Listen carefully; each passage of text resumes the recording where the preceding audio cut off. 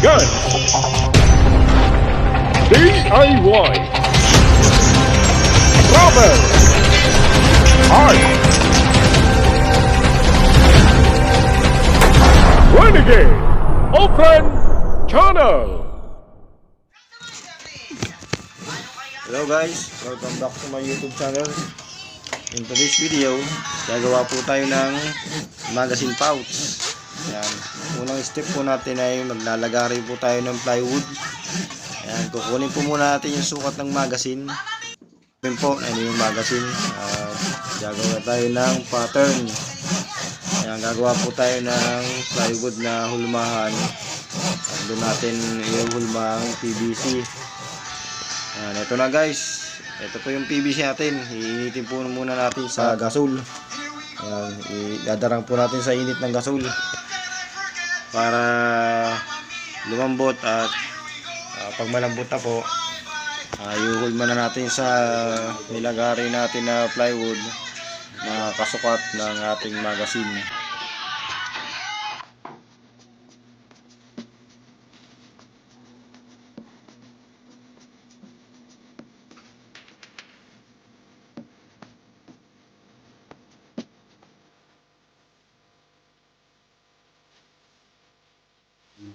Parang bro.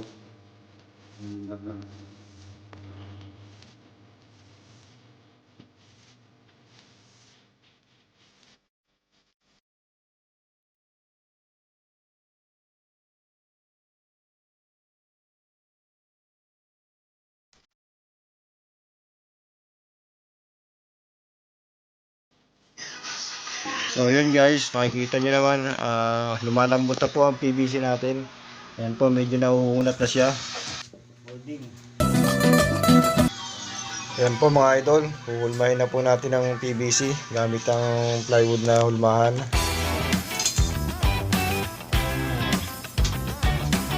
Ipitin po natin siya sa plywood para makuha natin yung sukat ng magazine, yung sukat at korte.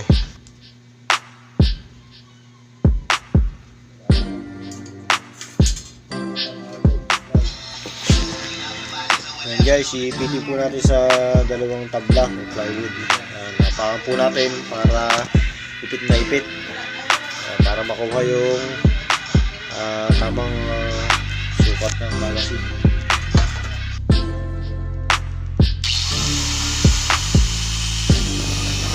Ngayon naman guys, puputol po tayo ng parasong antena. Gagawin po natin yung accessories sa loob ng magazine pouch. Ayan.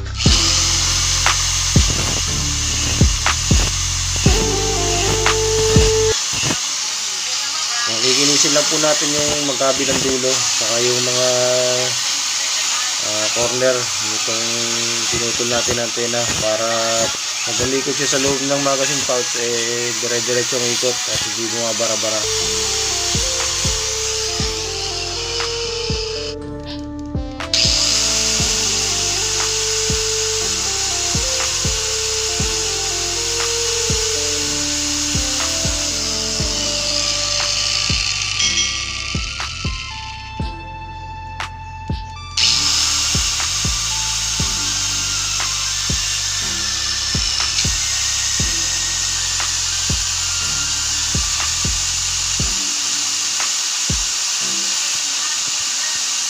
Ayan po mga idol, sinisil lang natin maigi para walang sabit pag umipit sa loob ng magazine pouch.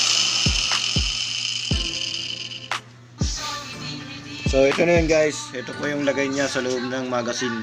Ayan yun, ganyan po siya. Ayan, ganyan po ang style niya sa loob ng magazine. Ayan. Bali, iikot po siya pagka nilagay ang magazine at pagka tinanggal ang magazine. Ayan, para hindi po sumasabit. So ayan guys, kumpleto na. Nahulma na natin ng PVC. Meron na tayong mga accessories. So assemble na po natin. So ngayon mga idol, gagawa po tayo ng butas dito sa ginawa nating magazine pouch. Ayan, dalawang butas po para sa dalawang tornilyo na paglalagyan ng accessory sa loob. At isang butas po sa gitna paglalagyan ng tornilyo para sa bracket, para sa build natin.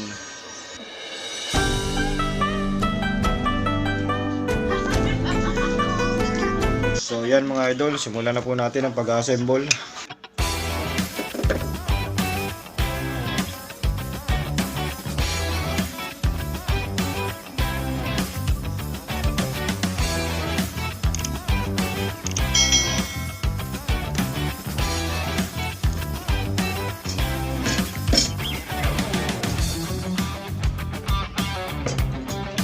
Ito po yun guys, in-assemble natin ng magazine pouch. Ang po gawa sa PVC. Ayan o. Nalagyan na po natin ng bracket. Ayan, ito po yung panlagay sa belt natin. Ayan, meron po siyang pinaka-bracket doon na bale stainless na tubo. Ito na po yung pinutol natin na antena. Ayan o. Gawa sa antena.